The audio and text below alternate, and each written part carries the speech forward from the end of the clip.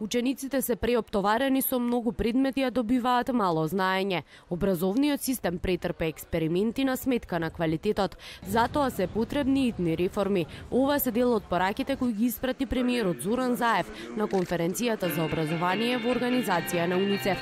Тој рече дека со законски измени ќе се прави ревизија на наставните планови и програми, а веќе е започната и ревизија на учебниците. Планираме да го намалиме бројот на предмети во училиштата.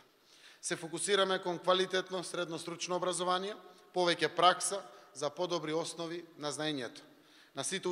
Не сите ученици сакаат да продолжат со високо образование. Во високото образование размислуваме да има и пократки студиски програми од 3 години.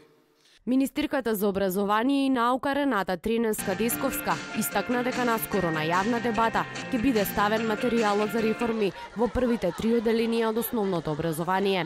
Целта е да се понуди образование кое што ќе биде прифатено од децата и кое што ќе им понуди квалитетно образование, особено во делот на јазичната и математичката писменост, каде што Македонија всушност е најслабо рангирана.